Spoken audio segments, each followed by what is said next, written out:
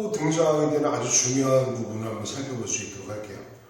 정치화법이라고 하는 거는 이름만 들어도 좀 짜증나는 과목이지. 정치, 조정관계라고 할 수 있는 정치라 우리가 수없이 일상생활에서 쓰는 법의 일반적인 원칙에 대해서 배우게 되는데, 오늘은 법이 만들어지는 과정에 의해서 어떤 특징을 갖고 있고, 법이 만들어지는 과정이나 내용에 있어서 어떤 개념을 중요하게 생각하는지에 대한 것들을 살펴볼 거고요. 요거는 우리가 고등학교 2학년이나 3학년의 정치와 법이라고 하는 과목에서 내신에서도 첫 번째 서술형으로 나올 정도로 선생님들이 좋아하는 문제예요. 자, 18번 볼까요? 법치주의라고 하는 개념이 있어요. 법치주의는 두 개로 나눠집니다. 형식적 법치주의와 실질적 법치주의가 있어요. 문과 한 1년 정도 지나다 보면은 대충 이름만 보더라도 어떤 내용인지가 느낌이 좀 와야 되는데, 형식이냐 실질이냐 딱 보더라도 어떤 게 옛날 거고 지금 현재 건지에 대한 느낌이 좀 오죠. 형식적 법치주의는 과거에 주로 법을 이용한 통치를 했을 때 사용했던 원칙이에요. 만들어지는 법칙이라고도 볼 수 있지. 실질적 법치주의는 현재죠. 근데 여기서 우리가 처음 정치와 법이라고 하는 과목을 시작하는 데 있어서 처음으로 등장하는 100% 나오는 문제야. 근데 아주 클래식한 함정이 들어가 있다는 거지. 대부분 사회문화나 다른 과목에서도 뭐 기능 갈등이나 해석 실증이나 이런 거 보면은 반대 비교하는 내용으로 개념들이 설명이 됩니다. 근데 이거는 형식적 법치주의와 실질적 법치주의는 반대의 관계가 아니에요. 이것만 알아도 우리가 서술형으로도 한 문제 맞출 수 있고 수능에서도 무조건 100% 나오는 문제예요. 부등호 표시를 좀 이따 할게요. 자, 형식적 법치주의라는 건 어떤 거냐면, 법치라는 것은 법에 의한 통치를 얘기를 하는 거야. 물론 어떻게 통치하는지에 대한 방법론적인 시각이라고도 볼 수는 있는데, 어떤 식으로 법이 만들어지는지에 대한 개념이기도 해. 형식적 법치주의는 법을 만드는 과정, 절차만 중요한 거야. 물론 이것도 중요한 겁니다. 법이 만들어질 때 그냥 독재자들이 지 마음대로 만들면 안 되죠. 규칙이 있어요. 룰이 있고. 법을 어디서 만들죠? 국회와 같은 입법부에서 제대로 된 절차를 거쳐서 규칙대로 만들어졌냐? 이런 개념이 바로 형식적 법치주의야. 그러니까 지 마음대로 만들었냐? 아니면 합법적으로 만들었냐? 이런 개념이거든. 근데 이제 이러다 보면 이제 어떤 문제가 발생하게 되냐면, 법은 신이 만든 게 아니죠. 사람이 만드는 거예요. 그러다 보니까 법이 잘못될 수도 있어요. 잘못되면 어떡합니까? 고쳐야 되죠. 그게 국회에서 해야 되는 일이야. 그래서 형식적 법치주의랑 관련된 예는 조금 옛날에 나왔던 예인데,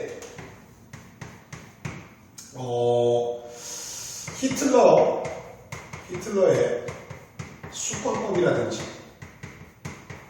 유태인 학생과 관련된 거죠.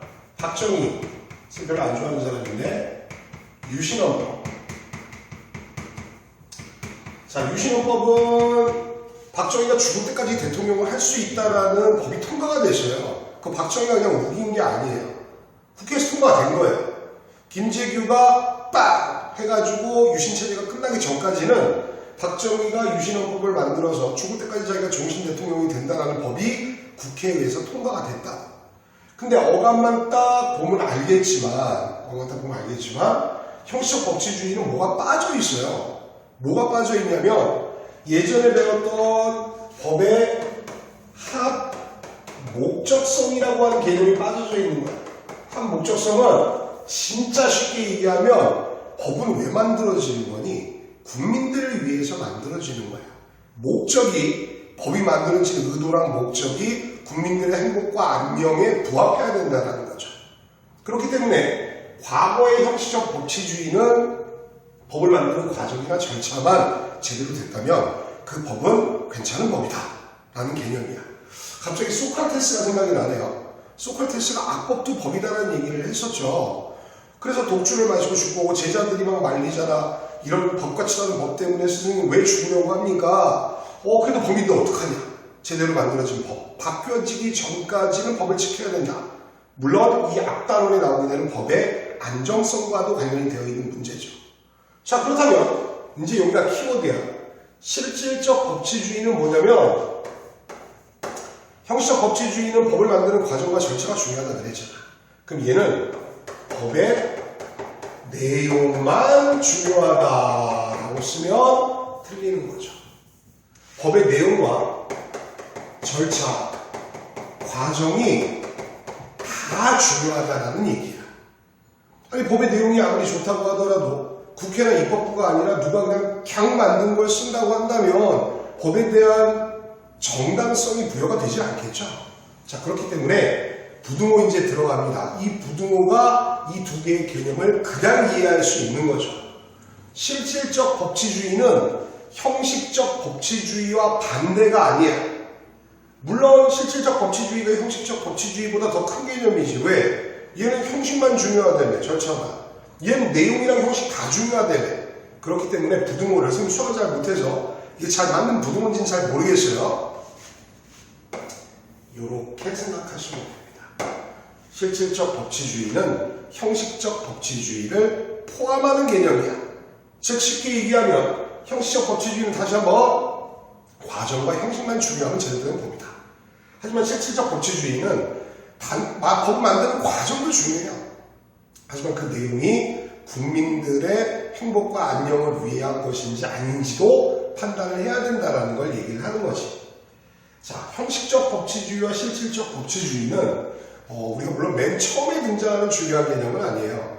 원래도 중요한 개념은 법의 한 목적성, 안정성 이런 것들이 더 중요하긴 한데 그거는 객관식 문제라든지 보기로 많이 나오지만 형식적 법치주의와 실질적 법치주의는 단독형 서술형이나 수능에서도 당당하게 3점짜리 문제로 나오게 되는 거의 사회문화 기준으로 따지면 기능론적 관점과 갈등론적 관점이라고 생각하시면 되겠죠.